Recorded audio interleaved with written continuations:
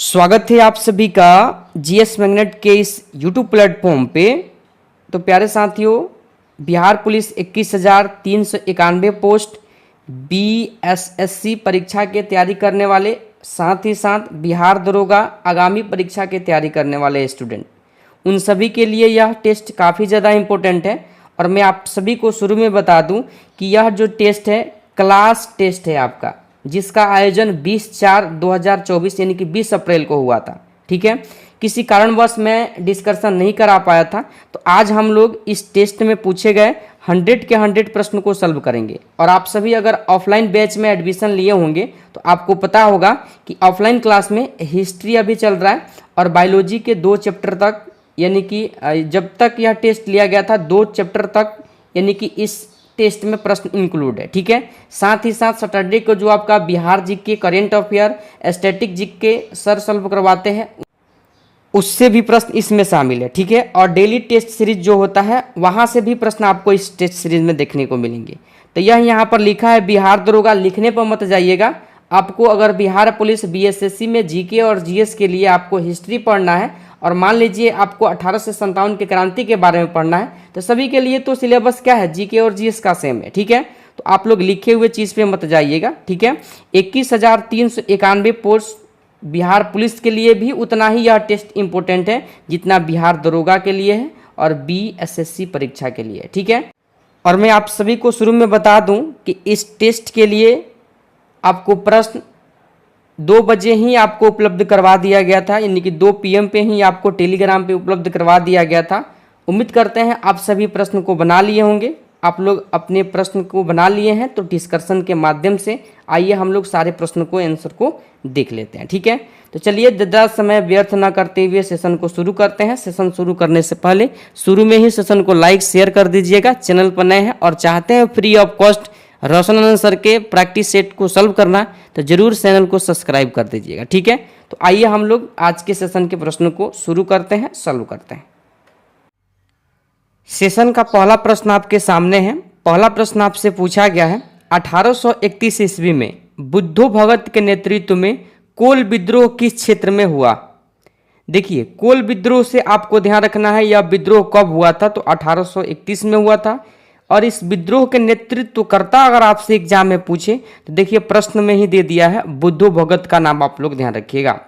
ध्यान रखिएगा, यह विद्रोह जो है ना, ऑप्शन नंबर बी जो लोग भी बता रहे हैं सिंहभूम, यानी कि इस विद्रोह का क्षेत्र कौन सा हो जाएगा, सिंहभूम हो जाएगा। यानी कि राज्य पूछेगा तो झारखंड आप लोग ध्यान रखिएगा। ठीक है, तो पहले नंबर प्रश्न का सही जवाब ऑप्शन बी जो लोग भी बता रहे हैं, बिल्कुल आपके प्रश्न का सही जवाब है।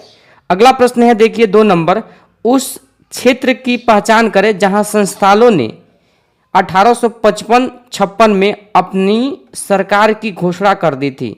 अपनी सरकार की घोषणा कर दी थी संस्थाल जनजातियों ने। ठीक है, तो ध्यान रखिएगा इस प्रश्न का सही जवाब जो लोग भी ऑप्शन बी भागलपुर और राजमहल बता रहे हैं, बिल्कुल आपके प्रश्न का सही जवाब ऑप्शन नंबर बी हो जाएगा। ठीक है, चलिए आगे देखिए, अगले प्रश्न को आप लोग मिलाइए 3 नंबर, 1855 ईस्वी में संस्थाल विद्रोह का नेतृत्व किसने किया था? देखिए, संस्थाल विद्रोह का नेतृत्व 2 भाई थे जिनका नाम एक था सिद्धू और एक का कान्हू। ठीक है, यानी कि ऑप्शन नंबर भी आप लोग ध्यान रखिएगा, संस्थाल विद्रोह का नेतृत्वकर्ता पूछेगा तो सिद्धू और कान्हू हो जाएंगे। ठीक है, कब हुआ था विद्रोह, तो 1855-56 आप लोग ध्यान रखिएगा। ठीक है, तो 3 का सही जवाब ऑप्शन बी, ए जो लोग भी बता रहे हैं, बिल्कुल आपके प्रश्न का सही जवाब है। ठीक है, अगला प्रश्न है 4 नंबर, उलगुलान विद्रोह किससे जुड़ा हुआ था? ध्यान रखिए, आप लोग मुंडा विद्रोह के बारे में पढ़े होंगे। ठीक है, मुंडा विद्रोह को ही उलगुलान विद्रोह के नाम से जाना जाता है और मुंडा विद्रोह के नेता कौन थे? बिरसा मुंडा, इसलिए उलगुलान विद्रोह का संबंध बिरसा मुंडा से हो जाएगा। ठीक है, ध्यान रखिएगा, उलगुलान विद्रोह या बिरसा यानी कि मुंडा विद्रोह आपसे पूछा जाए तो 1899 से 1900 ईस्वी के दौरान यह विद्रोह चला था। ठीक है, और यहीं पर ध्यान रखिएगा यह विद्रोह झारखंड, कहाँ हुआ था? झारखंड में हुआ था। और आपके एग्जाम में एक प्रश्न बिरसा मुंडा से यह पूछा जाता है कि जगत पिता के नाम से किसे जाना जाता है, तो ध्यान रखिएगा बिरसा मुंडा को जाना जाता है। ठीक है, और बिहार दरोगा, बिहार पुलिस में एक और भी प्रश्न बिरसा मुंडा से पूछा गया है, बिरसा मुंडा का कार्य क्षेत्र, तो ध्यान रखिएगा झारखंड का रांची हो जाएगा। झारखंड का क्या हो जाएगा? रांची, आप लोग ध्यान रखिएगा। यहीं पर ध्यान रखिएगा, यह जो उलगुलान विद्रोह था यानी कि मुंडा विद्रोह था, जून 1900 ईस्वी में क्या हो जाता है, बिरसा मुंडा की देहांत हो जाता है, मृत्यु हो जाता है, जिस कारण से यह विद्रोह क्या होता है, कमजोर हो जाता है और अंग्रेजों के द्वारा इस विद्रोह को दबा दिया जाता है। ध्यान रखिएगा, ठीक है।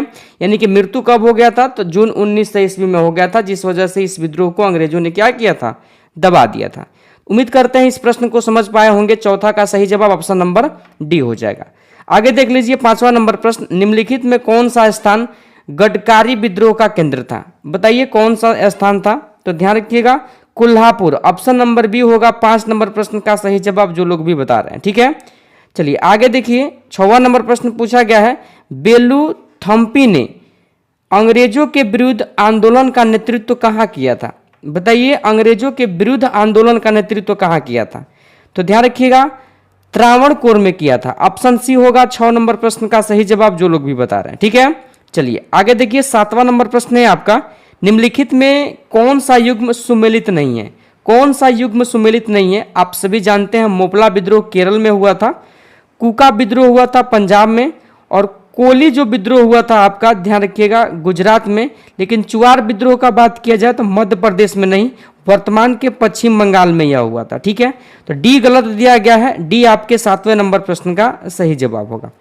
आगे देखिए 8वां नंबर प्रश्न, महात्मा गांधी एवं उनके विचारों से प्रभावित होने वाले प्रथम आदिवासी नेता आपसे पूछा जा रहा है। तो प्रथम आदिवासी नेता ध्यान रखिएगा ऑप्शन नंबर बी जोडांग यानी कि जोडांगनांग हो जाएंगे, ठीक है। ऑप्शन बी आपके 8वें नंबर प्रश्न का सही जवाब होगा। चलिए अगला प्रश्न है 9वां नंबर, प्रसिद्ध नाटक नील दर्पण जिसमें इंडिगो की खेती करने वाले किसानों के दमन का चित्रण किया गया की रचना किसने की? देखिए सीधा प्रश्न आपसे पूछ रहा है कि नील दर्पण की रचना किसने किया। काफी बार आपके एग्जाम बिहार दरोगा, बिहार पुलिस, बीएसएससी, बीपीएससी के एग्जाम में पूछे गए हैं प्रश्न। ध्यान रखिएगा इस प्रश्न का सही जवाब दीनबंधु मित्र हो जाएंगे, ऑप्शन नंबर डी आप लोग ध्यान रखिएगा। अगला प्रश्न है, प्रसिद्ध बारदौली किसान आंदोलन का नेतृत्व किसने किया? ध्यान रखिएगा 1928 में यह आंदोलन हुआ, यानी कि यह विद्रोह हुआ था, ठीक है। और इस विद्रोह का नेतृत्व जो किए थे, ध्यान रखिएगा, यानी कि सरदार वल्लभ भाई पटेल, ऑप्शन सी आप लोग ध्यान रखिएगा, ठीक है। चलिए अगला प्रश्न है 11 नंबर, 19वीं शताब्दी के दौरान होने वाले वहाबी आंदोलन का मुख्य केंद्र था। देखिए वहाबी आंदोलन अपने बिहार में हुआ है और बिहार के पटना में हुआ है। 11 का सही जवाब क्या हो जाएगा? तो ध्यान रखिएगा ऑप्शन नंबर बी। यहीं से अगर आपसे पूछ ले कि वहाबी आंदोलन के नेता और कब हुआ था यह आंदोलन, तो ध्यान रखिएगा आप लोग, ध्यान रखिएगा यह आंदोलन सैयद अहमद राय बरेलवी के नेतृत्व में चलाया गया था और इस आंदोलन का प्रमुख केंद्र बिहार का पटना था। केंद्र ही पूछा गया है, ऑप्शन बी आपके 11 नंबर प्रश्न का सही जवाब होगा। 12 नंबर प्रश्न है, भारत का प्रथम आधुनिक पुरुष किसे माना जाता है? देखिए आधुनिक पुरुष के बारे में अगर पूछा जाए तो ध्यान रखिएगा आप सभी लोग, राजा राम मोहन राय, यानी कि 12 का सही जवाब ऑप्शन नंबर सी, ठीक है, जिन्होंने ब्रह्म समाज की स्थापना किया था। अगला देख लीजिए 13 नंबर, भारतीय राष्ट्रवाद का जनक किसे माना जाता है? भारतीय राष्ट्रवाद का जनक आपसे पूछा गया है। ध्यान रखिएगा इनमें से कोई नहीं, ठीक है, इनमें से कोई नहीं आपके 13 नंबर प्रश्न का सही जवाब होगा, ठीक है। अगला प्रश्न है 14 नंबर, राजा राम मोहन राय ने निम्न में से किसका विरोध नहीं किया था? आप सभी जानते हैं मूर्ति पूजा का भी किए थे, सती प्रथा का भी किए थे और बाल विवाह का भी किए थे, ठीक है। नहीं पूछा है, सी आपके प्रश्न का सही जवाब हो जाएगा, पाश्चात्य शिक्षा, ठीक है, ऑप्शन सी। चलिए आगे देखिए 15 नंबर प्रश्न आपका क्या पूछा गया है, राजा राम मोहन राय की प्रसिद्ध कृति गिफ्ट टू मोनोथिस्ट किस भाषा में लिखी गई थी? यहाँ भाषा आपसे पूछा गया है तो फारसी भाषा, ऑप्शन ए हो जाएगा 15 नंबर प्रश्न का सही जवाब। 16 नंबर प्रश्न है आपका, देख लीजिए, राजा राम मोहन राय की समाधि है, राजा राम मोहन राय की समाधि कहाँ है? तो ध्यान रखिएगा ब्रिस्टल, यानी कि इंग्लैंड में इनका क्या हुआ था, देहांत हो गया था। इंग्लैंड अकबर द्वितीय के पेंशन की पैरवी करने के लिए गए थे, ठीक है ना। चलिए आगे देखिए 17 नंबर प्रश्न है, निम्नलिखित में से किसने महाराष्ट्र में प्रार्थना समाज की स्थापना की थी। देखिए प्रार्थना समाज की स्थापना, ध्यान रखिएगा आप सभी लोग, 17 नंबर प्रश्न का सही जवाब ऑप्शन नंबर है आत्मा राम पांडुरंग। ठीक है, आत्मा राम पांडुरंग का नाम आप लोग ध्यान रखिएगा। अगर आपसे पूछ ले इस समाज की स्थापना हुआ कब था, तो ध्यान रखिएगा 1867 में हुआ था। ठीक है, तो 17 का सही जवाब ऑप्शन नंबर ए आप लोग ध्यान रखिएगा, महाराष्ट्र में हुआ था ये। चलिए आगे देखिए 18 नंबर, निम्न में से कौन भारत का मार्टिन लूथर कहलाता है। तो भारत का मार्टिन लूथर कहा जाता है, ध्यान रखिएगा ऑप्शन ए स्वामी दयानंद सरस्वती। ठीक है, यानी कि ऑप्शन नंबर ए 18 नंबर प्रश्न का आपका सही जवाब हो जाएगा। ठीक है, अगला प्रश्न है आपका 19 नंबर, देख लीजिए, निम्न में से किस व्यक्ति ने सर्वप्रथम स्वराज शब्द का प्रयोग किया और हिंदी को राष्ट्रभाषा माना। तो काफ़ी बार यह प्रश्न आपके एग्जाम में पूछा गया है। ऑप्शन बी यानी कि स्वामी दयानंद सरस्वती का नाम ध्यान रखिएगा, ऑप्शन बी में दिया गया। ठीक है, 20वां नंबर प्रश्न है, निम्नलिखित में से किसने कहा था अच्छा शासन स्वशासन का स्थापन नहीं है। बताइए यह कथन किसका है। देखिए इस कथन से आप लोग परिचित होंगे और यह कथन हो जाएगा स्वामी दयानंद सरस्वती का। ठीक है, चलिए अगला प्रश्न देखिए 21 नंबर है, रामकृष्ण मिशन की स्थापना 1897 ईस्वी में किसने की। तो रामकृष्ण मिशन की स्थापना जो आप लोग ध्यान रखिएगा ऑप्शन देख लीजिए, यानी कि आपका 21 नंबर प्रश्न का ऑप्शन कहाँ है। तो देखिए आपके सामने दिख क्या है, ऑप्शन 21 का सही जवाब आपका हो जाएगा विवेकानंद ने किया था। ठीक है, आगे देखिए 22 नंबर प्रश्न, इनमें से किस प्रख्यात समाज सुधारक ने ज्ञान युग क्रम युग तथा राज्य युग नामक पुस्तकें लिखी। पुस्तक से संबंधित प्रश्न पूछा गया है, ध्यान रखिएगा आप लोग, स्वामी यानी कि दयानंद स्वामी विवेकानंद। ठीक है, ऑप्शन नंबर ये हो जाएगा 22 नंबर प्रश्न का सही जवाब। अगला प्रश्न है 23 नंबर, इनमें से कौन धर्म सभा के संस्थापक थे। धर्म सभा के संस्थापक आपसे पूछा जा रहा है, तो राधाकांत देव थे, राधाकांत देव थे, जो ऑप्शन नंबर सी में दिया गया। ठीक है, चलिए आगे देखिए 24 नंबर प्रश्न, ईश्वर के बारे में सोचने के लिए मेरे पास वक्त नहीं है क्योंकि अभी इस धरती पर ही बहुत काम किया जाना है। किसका कथन है। देखिए यह कथन किसका है आपसे पूछा गया है, तो यह कथन हो जाएगा Ishwar Chandra Vidyasagar, option number D में दिया गया है। डी आपके 24 नंबर प्रश्न का सही जवाब होगा।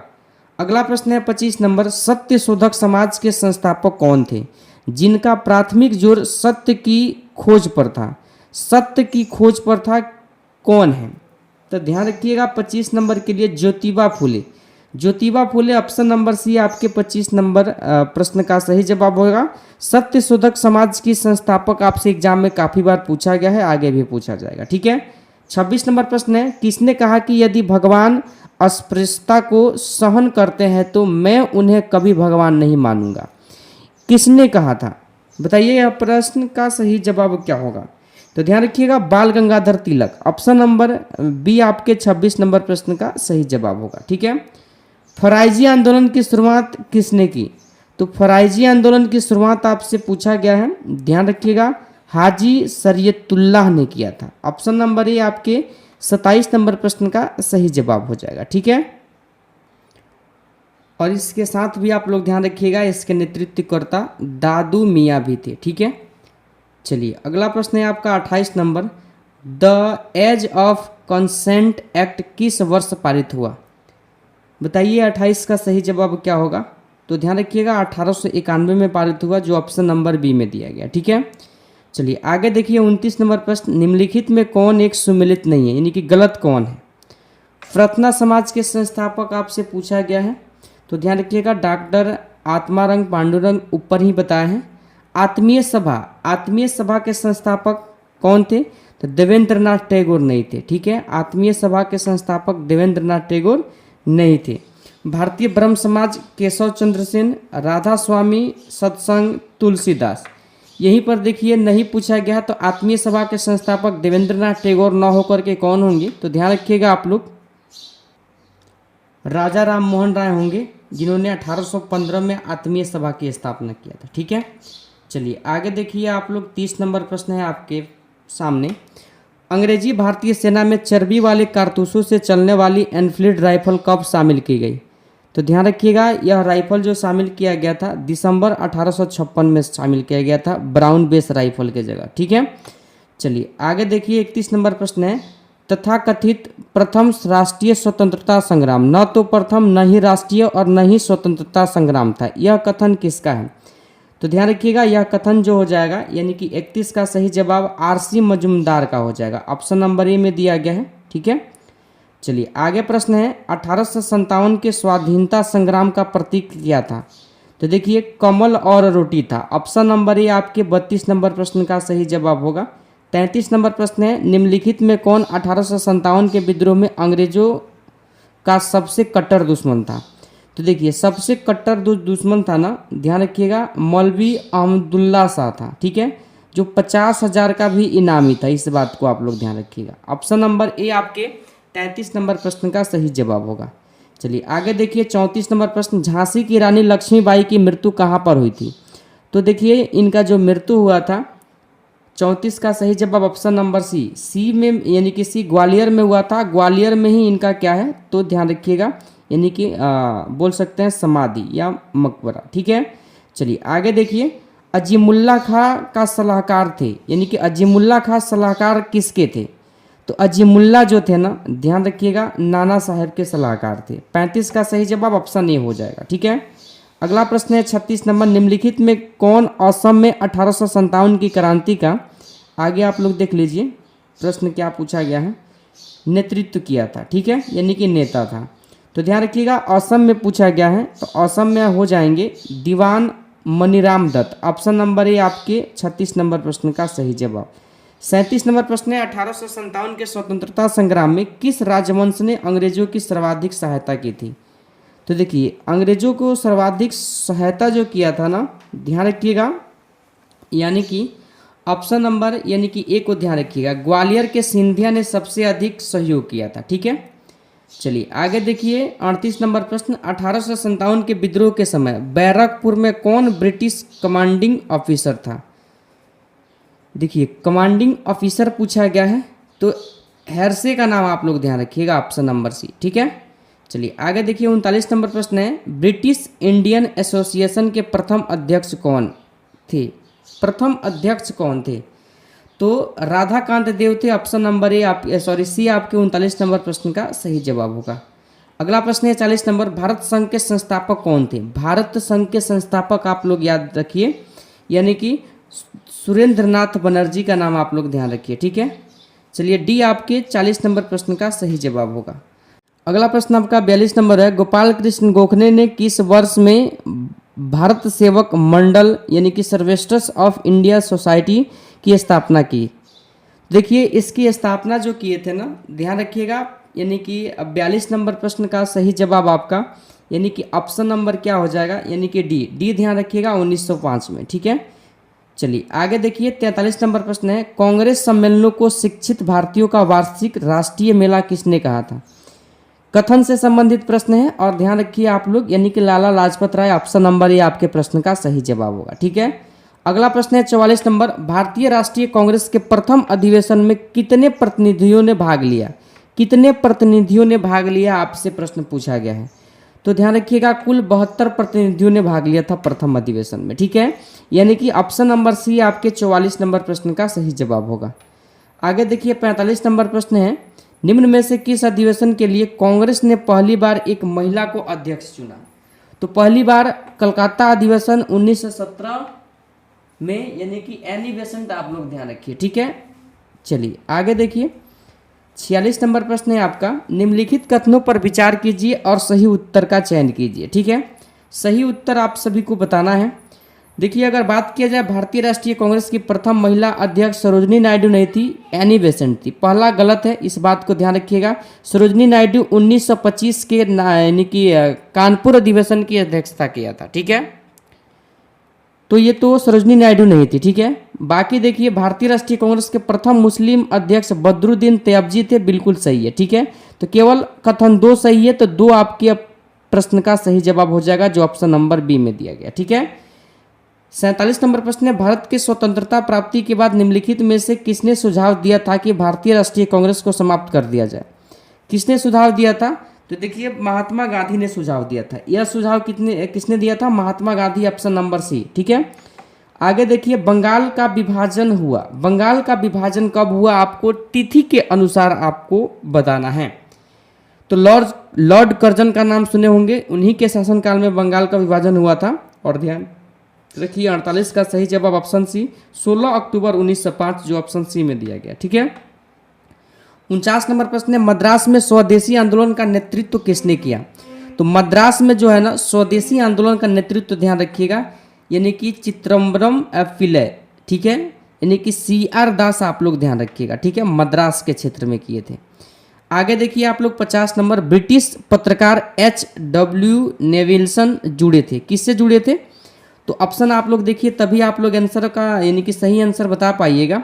तो यानी कि आंदोलन बताना है आपको इस प्रश्न के संदर्भ में। ठीक है, तो आंदोलन जो हो जाएगा ध्यान रखना सविनय अवज्ञा आंदोलन जो 1930 में हुआ था। ठीक है ना, चलिए आगे देखिए 51 नंबर प्रश्न है साइटोसोम के अंतर्गत निम्नलिखित में से कौन एक शामिल है? यहाँ से आपके बायोलॉजी के प्रश्न होंगे और आप सभी जानते हैं कि ऑफलाइन क्लास में चैप्टर नंबर 3 तक बायोलॉजी को कंप्लीट करवा दिया गया। ठीक है, तो चैप्टर नंबर 1 से 3 तक ही आपको इस सेशन में प्रश्न देखने को मिलेंगे क्योंकि यह क्लास टेस्ट है आपका। ठीक है, तो 51 नंबर प्रश्न का सही जवाब यानी कि साइटोसोम के अंतर्गत नहीं शामिल है। तो ध्यान रखिएगा यानी कि 51 का सही जवाब आपका ऑप्शन बी कोशिका झिल्ली का नाम ध्यान रखिएगा। ठीक है, आगे देखिए 52 नंबर कोशिका के अंतर्गत यानी कि अंदर ग्लाइकोप्रोटीन और यानी कि ग्लाइकोलिपिड और ग्लाइकोप्रोटीन निर्माण का सक्रिय स्थल कौन है? तो ध्यान रखिएगा इसका सही जवाब क्या हो जाएगा यानी कि 52 का सही जवाब ऑप्शन सी गोल्जी का यानी कि गोल्जी बॉडी का नाम आप लोग ध्यान रखिएगा। ठीक है, आगे देखिए अब 53 नंबर प्रश्न है निम्नलिखित कथनों पर विचार कीजिए और सही उत्तर का चयन कीजिए। ऐसी कोशिका जिनमें केंद्रक झिल्ली नहीं होती है, वास्तविक केंद्रक नहीं होता है, उसे प्रोकैरियोटिक कहा जाता है। बिल्कुल सही है, इस कथन में किसी भी तरह का कोई डाउट नहीं है। वैसी कोशिका दूसरा कथन देखिए जिनमें केंद्रक पूर्ण से विकसित तथा झिल्ली से घिरा होता है इसे यूकैरियोटिक कहते हैं। दोनों कथन सही है, ऑप्शन सी देखिए ए और दो दोनों इस प्रश्न का सही जवाब होगा। ठीक है, 54 नंबर प्रश्न है जीव द्रव्य सम्मिलित रूप से बना होता है। तो जीव द्रव्य जो बना होता है ध्यान रखिएगा यानी कि कोशिका द्रव्य और केंद्रक द्रव्य। ठीक है, यानी कि ऑप्शन नंबर बी होगा 54 नंबर प्रश्न का सही जवाब देख लीजिए यहाँ पर। ठीक है, आगे देखिए 55 नंबर प्रश्न है कोशिका के बारे में निम्नलिखित में से कौन सा सही नहीं है यानी कि गलत कौन सा है? ठीक है, कोशिकाओं के आकार और अमाप विशिष्ट कार्य से संबंधित होते हैं। देखिए आकार और अमाप जो होते हैं विशिष्ट कार्य से संबंधित होते हैं, बिल्कुल सही है। कुछ कोशिकाओं के बदलते आकार होते हैं, बिल्कुल यह भी सही है। प्रत्येक कोशिका में निष्पादन की अपनी क्षमता होती है, यह भी सही है। सभी देह युतकों में एक ही प्रकार की कोशिका विद्यमान है, नहीं, यह कथन गलत है। आप सभी जानते हैं कि पादपों में अलग उत्तक है और जंतुओं में क्या है अलग उत्तक होते हैं, लेकिन कोशिका लगभग क्या होता है तो समान होता है। गलत पूछा गया है, डी आपके प्रश्न का सही जवाब हो जाएगा। 56 नंबर प्रश्न है यदि माइटोकॉन्ड्रिया काम करना बंद कर दे तो कोशिका में कौन सा कार्य नहीं होगा? तो देखिए कोशिका में जो है ना ध्यान रखिएगा यानी कि ऑप्शन नंबर। अगला प्रश्न है 57 नंबर 80% से अधिक सेल कोशिका में पाए जाने वाले पदार्थ। तो जल हो जाएगा, ध्यान रखिएगा। ठीक है ना, जल आपके 57 नंबर प्रश्न का सही जवाब हो जाएगा। ठीक है, आगे देखिए केंद्रक के विभाजन को क्या कहते हैं? तो केंद्रक के विभाजन को आप लोग ध्यान रखिएगा यानी कि ऑप्शन नंबर सी यानी कैरियोकिनेसिस कहा जाता है। ठीक है, पार गति किस अवस्था में होता है बताइए? 59 नंबर प्रश्न का सही जवाब क्या हो जाएगा? तो ध्यान रखिएगा पेकिटीन के रूप में होता है। ठीक है ना, आगे देखिए 60 नंबर प्रश्न है निम्नलिखित में किस कोशिका संरचना की खोज फंटाना के द्वारा किया गया था? तो फंटाना के द्वारा किया गया था, ध्यान रखिएगा यानी कि कोशिकीय पंजर। ऑप्शन नंबर डी यानी कि 60 नंबर पर केंद्रिका की खोज किया गया था। ठीक है ना, चलिए आगे देखिए 61 नंबर प्रश्न है निम्नलिखित कथनों पर विचार कीजिए और सही उत्तर का चयन कीजिए। समान उत्पत्ति समान कार्यों को संपादित करने वाली कोशिकाओं के समूह को उत्तक कहते हैं, बिल्कुल सही है। उत्तक एक कोशिकीय तथा बहुकोशिकीय दोनों जीवों में पाया जाता है। तो ध्यान रखिएगा एक कोशिकीय और बहुकोशिकीय। क्या यह कथन सही दिया गया है? तो देखिए इस कथन को लेकर के अगर बात करें तो यह कथन बिल्कुल गलत है। ठीक है, तीसरा देखिए पादप तथा जंतु दोनों में ही उत्तक पाए जाते हैं, बिल्कुल सही है यानी कि 1 और 3 सही है। आप लोग देखिए यहाँ पर ऑप्शन में क्या क्या दिया गया है। तो आपके ऑप्शन नंबर डी में देखिएगा, तो डी आपके प्रश्न का सही जवाब हो जाएगा 1 और 3। ठीक है, आगे देखिए, वायु ऊतक किन पौधों में पाया जाता है? तो देखिए, वायु ऊतक का अगर बात कर लिया जाए ना, तो ध्यान रखिएगा आप लोग, हाइड्रोफाइटस यानी कि जलीय पौधे आप लोग ध्यान रखिएगा। ठीक है, आगे देखिए, ऑर्किड में बिलो यानी कि बिलोमन ऊतक पाया जाता है। ऑर्किड से संबंधित प्रश्न पूछा गया है, तो ध्यान रखिएगा पत्तियों में। ठीक है ना, चलिए आगे देखिए, वार्षिक वलय या वृद्धि वलय में शामिल होते हैं। वार्षिक वलय या वृद्धि वलय में क्या शामिल होते हैं? तो इस प्रश्न के लिए सही जवाब जो लोग भी वसंत काष्ठ और शरद काष्ठ दोनों बता रहे हैं, बिल्कुल आपके प्रश्न का सही जवाब है। ठीक है, 65 नंबर प्रश्न है, फ्लोएम का कौन सा तत्व फ्लोएम ऊतक को यांत्रिक सहायता प्रदान करता है? तो यांत्रिक सहायता को लेकर के अगर बात किया जाए तो ध्यान रखिएगा ऑप्शन नंबर बी को, फ्लोएम तंतु। ठीक है ना, चलिए आगे देखिए, 66 नंबर प्रश्न है, अंगों को विसरण, श्रवण तथा अवशोषण में मदद करने वाला ऊतक।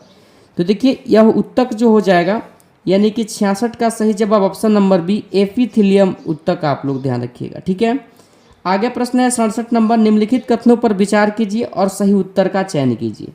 जब आप लोग कथन को पढ़िएगा तो टेंडन मांसपेशी को अस्थि से जोड़ता है और दूसरी मांसपेशी को जोड़ता है, बिल्कुल सही है। लिगामेंट हड्डियों को हड्डी से जोड़ता है, यह भी सही है, यानी कि दोनों कथन सही है। सी आपके प्रश्न का सही जवाब हो जाएगा। ठीक है, चलिए आगे देखिए, 68 नंबर प्रश्न आपके सामने दिया गया है, वृद्धावस्था में त्वचा में झुर्रियाँ पड़ जाती है, इसका कारण आपसे पूछा जा रहा है। ठीक है, तो कारण हो जाएगा यानी कि चर्म में वसा ऊतक की कमी के कारण। ठीक है, सी आपके 68 नंबर प्रश्न का सही जवाब हो जाएगा।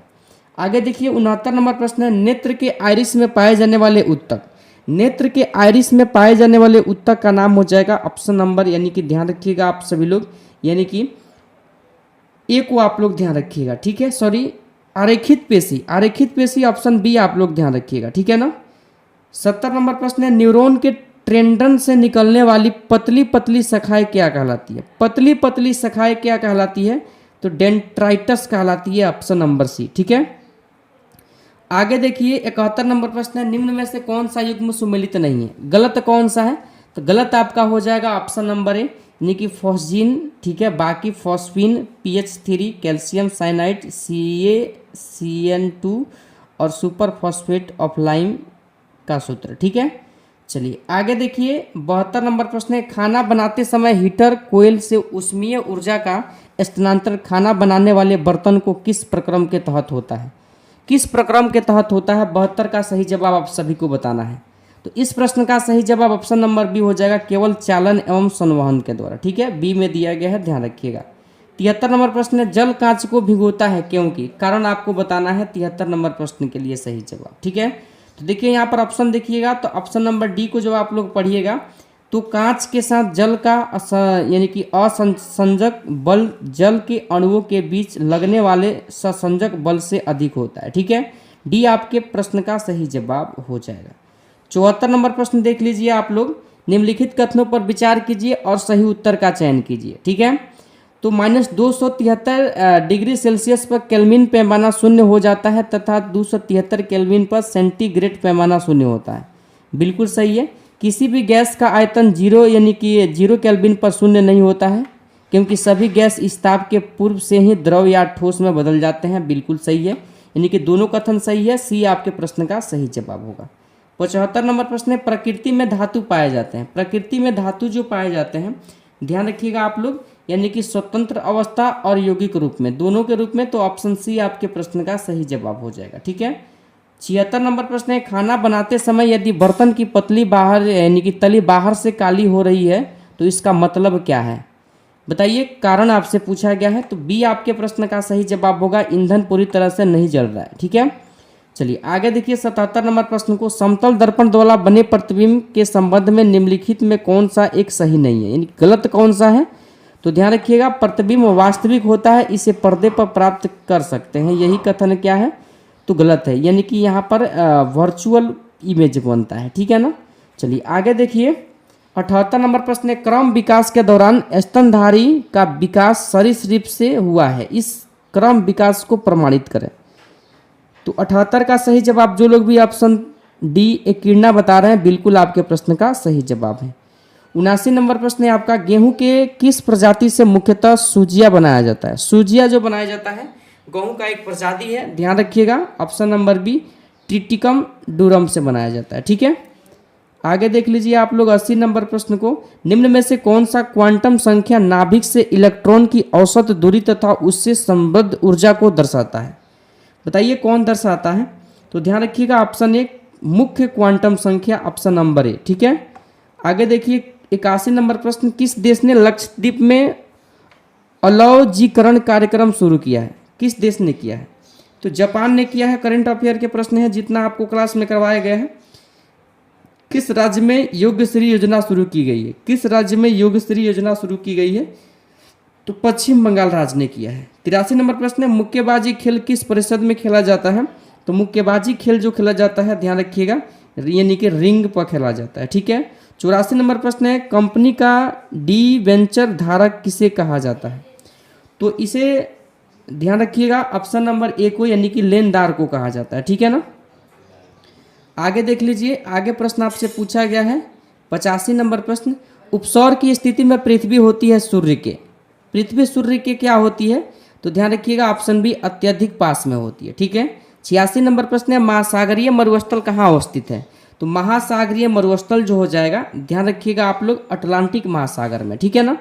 चलिए आगे देखिए आप लोग 87 नंबर प्रश्न को, भारतीय संविधान के अनुच्छेद 25 में प्रयुक्त हिंदू शब्द किसे संबंधित नहीं है?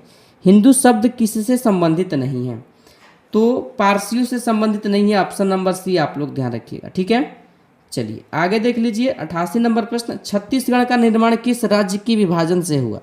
तो छत्तीसगढ़ का जो निर्माण हुआ है, ध्यान रखिएगा आप सभी लोग, ऑप्शन बी, यानी कि मध्य प्रदेश। मध्य प्रदेश आपके प्रश्न का सही जवाब हो जाएगा, ठीक है। अगला प्रश्न है 89 नंबर, राष्ट्रीय मानवाधिकार आयोग का गठन। देखिए इस बार जो बिहार पुलिस 21,391 पदों के लिए जो एग्जाम हुआ था आपका, इसमें यह प्रश्न पूछा गया था। हालांकि एग्जाम कैंसिल हो गया है, तो प्रश्न तो रिपीट होते रहता है, आप सभी को पता है। तो इस प्रश्न का सही जवाब 1993 होगा, जो ऑप्शन सी में दिया गया, ठीक है। आगे देखिए 90 नंबर प्रश्न, राज्य वित्त आयोग का गठन किस अनुच्छेद के तहत किया जाता है? तो अनुच्छेद पूछा गया है, तो अनुच्छेद 243 के आई आप लोग ध्यान रखिएगा, ठीक है। आगे देखिए 91 नंबर प्रश्न है, बिहार राज्य में गंगा के किनारे स्थित जिलों की संख्या। तो गंगा के किनारे 12 जिले स्थित है, ऑप्शन नंबर सी आपके 91 नंबर प्रश्न का सही जवाब होगा। आगे देखिए 92 नंबर प्रश्न है, बिहार के किस जिले में गंगा नदी सबसे लंबी है? तो आपका कटिहार हो जाएगा, ठीक है। कटिहार आपके प्रश्न का सही जवाब हो जाएगा। सॉरी एक मिनट रुकिए, बिहार के किस जिले में गंगा नदी सबसे लंबी है? तो पटना होगा, पटना 92 का सही जवाब ऑप्शन नंबर सी हो जाएगा, ठीक है। आगे देखिए कैमूर पठार किसके लिए प्रसिद्ध है? तो कैमूर पठार जो हो जाएगा, ध्यान रखिएगा आप सभी लोग, ऑप्शन बी चूना पत्थर के लिए, ठीक है। 94 नंबर प्रश्न है, निम्नलिखित झीलों में से कौन सी बिहार में स्थित है? तो अनुपम झील देखिए कहाँ स्थित है? बिहार में, ऑप्शन नंबर ए आपके 94 नंबर प्रश्न का सही जवाब हो जाएगा, ठीक है। 95 नंबर प्रश्न है, उत्तर बिहार किसके लिए प्रसिद्ध है? तो बाढ़ के लिए प्रसिद्ध है, बीपीएससी के कई बार एग्जाम में पूछा गया यह प्रश्न। 96 नंबर प्रश्न है, सुल्तान यानी कि अजलान शाह हॉकी टूर्नामेंट का आयोजन कौन सा देश करता है? तो इस टूर्नामेंट का आयोजन जो देश करता है, ध्यान रखिएगा, मलेशिया करता है, ठीक है। आगे देखिए 97 नंबर प्रश्न, सुब्रोतो कप निम्नलिखित में से किससे संबंधित है? तो यह कप जो हो जाएगा, ध्यान रखिएगा, फुटबॉल, ऑप्शन ए आपके 97 नंबर प्रश्न का सही जवाब होगा। 98 नंबर प्रश्न है, अधोलिखित में से किस पुरस्कार को क्रिकेट का ऑस्कर कहते हैं? तो क्रिकेट का ऑस्कर कहा जाता है आईसीसी पुरस्कार, ऑप्शन नंबर ए आपके 98 नंबर प्रश्न का सही जवाब होगा, ठीक है। 99 नंबर प्रश्न है, ओलंपिक खेलों में महिलाओं ने सर्वप्रथम कब प्रतिभाग किया? कब किया था, इस बात को आपको बताना है। तो पेरिस ओलंपिक 1900 में किया था, ठीक है। ऑप्शन नंबर बी आपके 99 नंबर प्रश्न का सही जवाब। और आपके सेशन का लास्ट प्रश्न है 100 नंबर, अंतर्राष्ट्रीय ओलंपिक संस्थान कहाँ का मुख्यालय कहाँ है? तो लौसाने में है, ऑप्शन नंबर डी आपके 100 नंबर प्रश्न का सही जवाब होगा, ठीक है। तो इस सेशन के माध्यम से हम लोगों ने जो ऑफलाइन, चलिए तो क्लास टेस्ट नंबर 1 में जो 100 के 100 प्रश्न आपके क्लास में जो जो सब्जेक्ट पढ़ाए गए हैं, जैसे आप सभी जानते हैं कि हिस्ट्री, आपका बायोलॉजी 2 चैप्टर तक, ठीक है, इसके अलावा करेंट अफेयर, बिहार जी के स्टैटिक और जो डेली टेस्ट सीरीज कराया जाता है उन सभी में से 100 प्रश्न का टेस्ट आपका पहले यानी कि पहला क्लास टेस्ट संपन्न हुआ है। आप सभी को कमेंट के माध्यम से बताना है कि आप 100 में कितना मार्क्स ला पाए हैं। इससे आपको यह पता लगेगा कि पढ़ाए हुए चीज़ में आप कितना याद रखे हैं, आप कितना रिवीजन कर पा रहे हैं, आपको कितना फैक्ट याद है। अगर आपका स्कोर कम है तो आप पढ़े हुए चीज़ का रिवीजन नहीं करते हैं, इसलिए आपसे नम्र निवेदन है कि आप रिवीजन कीजिए, तभी आप सफल हो पाइएगा। ठीक है, तो आप लोग ज़रूर कमेंट में बताइएगा कि आपका 100 प्रश्न में कितना सही हुआ है। ठीक है, चलिए तो इस सेशन को यहीं पर समाप्त करते हैं। सेशन समाप्त करने से पहले चैनल पर नए हैं तो जरूर सब्सक्राइब कर लीजिएगा। फ्री ऑफ कॉस्ट हम ज्ञान बिंदु जीएस एकेडमी रसोनंदन सर का प्रैक्टिस सेट सॉल्व करवाते हैं यहाँ। सेशन को लाइक और इस वीडियो को ज़्यादा से ज़्यादा शेयर जरूर कीजिएगा। ठीक है, चलिए तो फिर मिलते हैं अगले सेशन के साथ। तब तक के लिए जय हिंद, जय भारत।